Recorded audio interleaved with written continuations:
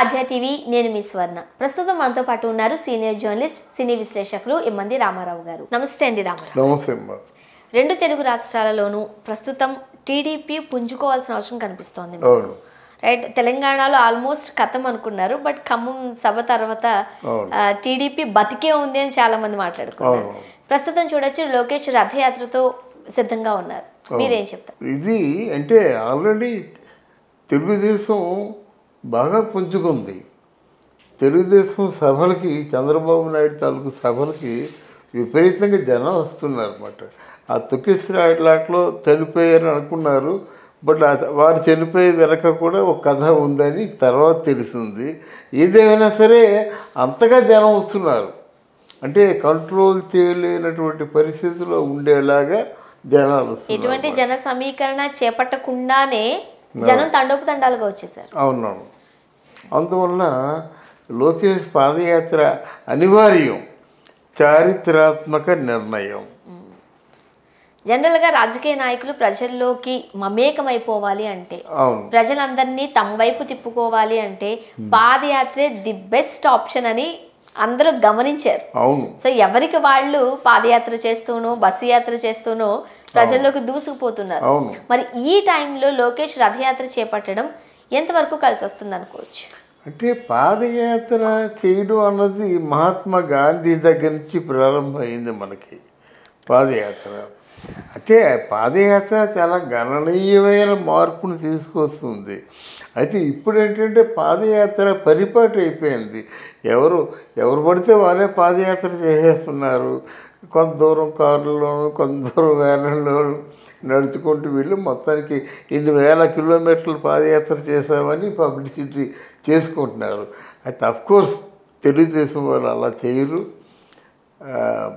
అంటే లోకేష్లో కూడా మంచి పవర్ ఉందమ్మా. వాళ్ళ తాతగారి తాలూకు ఆ పవర్ ఉందన్నమాట. చాలా ఆవేశపడుతున్నాడు ఆయన.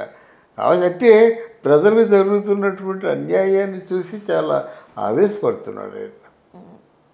అందువల్ల తర్వాత ఏంటంటే ఆవేశపరుడు మాత్రమే కాకుండా ఆలోచనాపరుడు కూడా.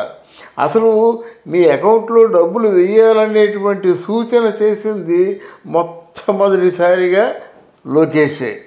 అది చంద్రబాబు నాయుడుతో చెప్తే ఇదేమిట్రా మనం డబ్బులు వేయటరా వాళ్ళ అకౌంట్లోను, ఎవరు నవ్వుతారులే ఊరుకో అన్నారన్నమాట. అలాంటిది ఈరోజు the need of the day అయిపోయింది. అంటే మీకు అమ్మ ఒడి డబ్బులు వేయాలి, 45 సంవత్సరాలు దాటిన వాళ్ళకి అమ్మలకి డబ్బులు వేయాలి, ఇంకేదైనా ఉంటే డబ్బులు వేయాలి, అకౌంట్లో డబ్బులు వేయాలన్నమాట.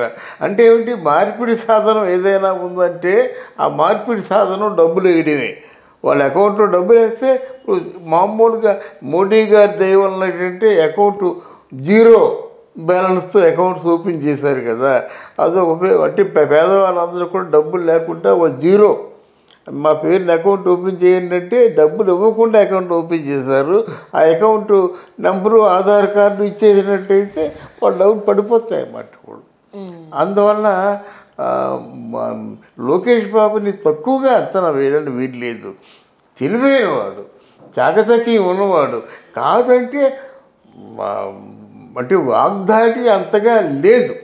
అది అమెరికాలో పనిచేయడం వల్ల కావచ్చు, వాళ్ళ తండ్రి గారి తాలూకు డిసిప్లిన్ వల్ల కావచ్చు, ఏ కారణం చేతైనా వాగ్దాటి లేనందువలన కొంత ఎక్స్ప్రెషన్లో లోపం ఉండొచ్చేమో కానీ వ్యూహరచనలో లోపం లేదు. ప్రస్తుత రాజకీయ పరిస్థితుల్లో లోకేష్ చేపట్టబోయే రథయాత్ర టీడీపీకి ఎంతవరకు కలిసి వస్తుందంట? డెఫినెట్గా కలిసి వస్తుందండి. అంటే కలిసి వస్తుంది, కానీ ఇక్కడ ఈ రథయాత్రలో కొన్ని ఆటంకాలు ఉంటాయి. నెంబర్ 1, ఈ రథయాత్రలో కొంతమందికి గాయాలు అవుతాయి. 2వ పాయింట్, ఈ రథయాత్రలో లోకేష్ బాబుకి చాలా ప్రమాదం ఉంటుందని హెచ్చరికలు వస్తాయి. ఇవన్నీ ముందుగా అనుభవంతో చెప్తున్నాను అన్నమాట. ఇవన్నిటికి కూడా తలవంచకుండా ఒక వీరుల్లాగా, ధీరుల్లాగా రథయాత్ర చేయాలి. అయితే తెలుగుదేశం పార్టీ తాలూకు ఛానల్ ఎవరైతే ఉన్నారో వాళ్ళు ప్రాణాలు ఇచ్చి వీళ్ళని బతికించుకుంటారు కనుక లోకేష్ బాబుకి ప్రాణ భయం మాత్రం ఉండదు. కానీ చాలా ధీరులాగా సాగిపోవాలి. ప్రస్తుతం టీడీపీకి సరైన నాయకుడు లేరు. ఓకే, ఇటు బాలకృష్ణ గారు, జూనియర్ ఎన్టీఆర్ గారు వాయిస్ ఉన్నప్పటికీ అది రాజకీయాల్లో లేదు. సో వాళ్ళెవరూ ఇనిషియేట్ తీసుకోవడం లేదు. రైట్, ఓన్లీ అనంతపురానికే పరిమితం అయిపోయారు బాలకృష్ణ గారు. జూనియర్ ఎన్టీఆర్ రావాల్సిన అవసరం ఎంతైనా ఉంది అని చెప్పి కొంతమంది ఫ్యాన్స్ చెప్తున్నారు. బట్ ఈ సందర్భంలో లోకేష్ ఒంటరి పోరాటం చేస్తున్నాడని అనుకోవచ్చు. టీడీపీని మొత్తంగా తన భుజాల మీదకి ఎత్తుకున్నారని అనుకోవచ్చు. ఎట్లా మోసుకెళ్తారంటారు? కరెక్ట్. తెలుగుదేశం పార్టీలో సరైన నాయకుడు లేడని చెప్పారు కదా. చంద్రబాబు నాయుడు కంటే నాయకుడు ఎవరుంటారమ్మా? ఆయన నాయకుడు అనేవాడు ఓహో ఆహా అని కర్రసాము కత్తిసాము చేయవలసిన అవసరం లేదు. బిల్ గేట్స్ వచ్చి మాట్లాడాడు, 10 నిమిషాలు మాట్లాడతానని చెప్పిన బిల్ గేట్స్ 45 నిమిషాలు మహావీర్ హాస్పిటల్లో మాట్లాడాడు. బిల్ క్లింటన్ వచ్చి మాట్లాడాడు. ఇలాగా సత్యానాథన్లని అమెరికా పంపించిన వ్యక్తి చంద్రబాబు నాయుడు. మాట్లాడే పనే ఉంది, ఆయన చేసే పని. ఇప్పుడు ఈరోజు ఇన్ఫర్మేషన్ టెక్నాలజీ ఇక్కడ అంతగా డెవలప్ అయ్యి దానివల్ల 64,000 కోట్ల, ఇంకా మించి ఇప్పుడు ఏదో 67 కోట్లు అనుకుంటాను, 67,000 కోట్ల ట్యాక్స్ రూపంలో వస్తుంది అని అంటే ఇంకా అంతకంటే డెవలప్మెంట్ ఏముంటుంది? అంతకంటే అంటే ఒక అడ్మైరర్ అంటే గణనీయమైనటువంటి ఒక కీర్తి ప్రతిష్టలు గడించిన వ్యక్తి ఇంకెవరు ఉంటారమ్మా? చంద్రబాబు నాయుడు ఉన్నాడు. ఇక్కడ సాఫ్ట్వేర్ కంపెనీ వల్ల కొన్ని వందల కుటుంబాలు, కొన్ని వేల కుటుంబాలు బతుకుతున్నాయి. అది చాలు. తెలుగుదేశం పార్టీ గెలిచిందంటే ఆంధ్రప్రదేశ్ని ఎలా ఎలా అభివృద్ధిలో చేసుకోవాలో, ఇన్ఫర్మేషన్ టెక్నాలజీ కేంద్రంగా విశాఖపట్నం ఎలాగ చేయాలో వాళ్ళు బాగా తెలుసు. 1. 2, లోకేష్ బాబు కూడా చాలా మంచి లీడరు. అంటే బయటికి చెప్పలేకపోవచ్చు కానీ చాలా మంచి లీడరు. ఈ సందర్భంగా మనం అందరూ ఒకసారి తిరుళ్ళిపడే మాట నేను చెప్తున్నాను. ఏమిటంటే ఇప్పుడు లోకేష్ బాబుకి తారక్కి ఏదో అంటే మనస్పర్ధలు ఉన్నాయని చెప్పారు కదా. ఇక్కడ నిజంగా తారక్ బాబుకి కానీ నిజాయితీ ఉన్నట్టయితే మా మధ్య మనస్పర్ధలు లేవు. లోకేష్ బాబు నేను ఇద్దరు మా తాతకు మనవల్లమే, మా తాలూకు ఆశయం, మా తాత ఏవైతే చెప్పాడో దాన్ని నెరవేర్చడమే అని ఒక మాట చెప్పాడు అనుకో, ఎలా ఉంటుంది రథయాత్ర. కనుక ఈ సూచన మనం చెప్పుదాం. దీంట్లో లోకేష్ బాబు రథయాత్ర చేస్తుండగా ఖచ్చితంగా తారక్ వచ్చి మా మధ్య వైషమ్యాలు లేవు, అభిప్రాయ భేదాలు లేవు అని చెప్పవలసిన ఆవశ్యకత ఎంతైనా ఉంది. ఒక సీనియర్ జర్నలిస్ట్గా చెప్తున్నాను నేను. రాజకీయాలకి వాగ్దాటి అవసరం. అవును, నువ్వేం చేస్తావు అన్నది పక్కన పెడితే ముందు మాటలతో జయించేయాలి. బట్ అటువంటి వాగ్దాటి లోకేష్ గారికి లేదు. అందుకే ఆయన ఎప్పుడు ట్రోల్ చేస్తూ ఉంటారు, పప్పు అని లేకపోతే వేరే వేరే వర్డ్స్ ఉపయోగించి. సో మరి లోకేష్ ఎంతవరకు పుంజుకోవాల్సిన అవసరం ఉంది, మాట్లాడాల్సిన అవసరం ఉంది? చాలా చాలా మారాడమ్మా, చాలా వరకు మారాడు ఆయన. అయితే ఇంకా పుంజుకోవడానికి ఏముంది, చాయిస్ బాగా మారాడు. తర్వాత రాత్రింబవళ్ళు కష్టపడి పనిచేస్తున్నాడు. మనిషి కూడా సగం తగ్గిపోయాడు.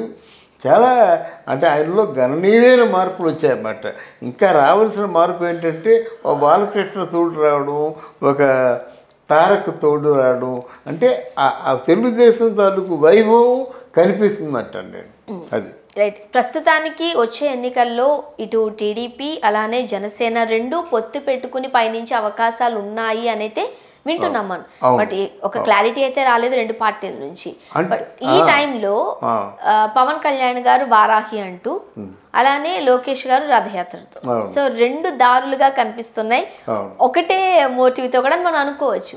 ఏ విధంగా ఉండబోతుందంట అంటే వాళ్ళ ఆలోచన ఏంటంటే మన ఆంధ్రప్రదేశ్లో ప్రజాస్వామ్య పరిరక్షణ తీసుకొద్దాం. 600 అక్కడ జగన్మోహన్ రెడ్డి గారు పరిపాలించడానికి వీలు లేదు.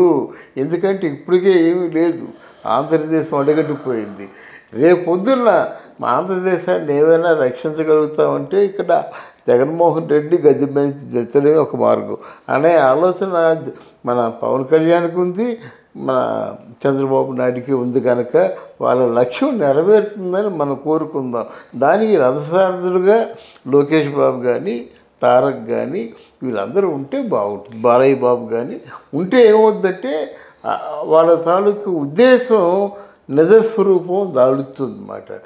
ఉద్దేశం ఉండొచ్చు, అది వాస్తవిక స్వరూపం దాల్చాలంటే ఖచ్చితంగా లోకేష్తో పాటు బాలయ్య ఉండాలి.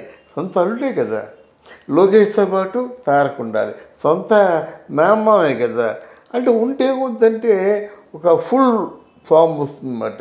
నిజమైనటువంటి తెలుగుదేశం తాలూకు స్వరూపం కనిపిస్తుంది ప్రజలకి. జైలు పలుకుతారు, విజయాన్ని కూడా సాధిస్తారు. ఆనాటి ఎన్టీఆర్ గారు ఏదైతే కలలు కన్నారో అటువంటి పరిపాలన మళ్ళా ముందుకు తీసుకొచ్చే, ప్రజల ముందుకు తీసుకొచ్చే అవకాశం ఉంది అంటారు. అటువంటి లక్ష్య సాధనగా వెళ్తున్న లోకేష్ గారు సక్సెస్ఫుల్ అవ్వాలని మనస్ఫూర్తిగా కోరుకుందామండి. Thank you. ఈ వీడియో కనుక మీకు నచ్చినట్లయితే లైక్ చేయండి, షేర్ చేయండి, సబ్స్క్రైబ్ చేయండి.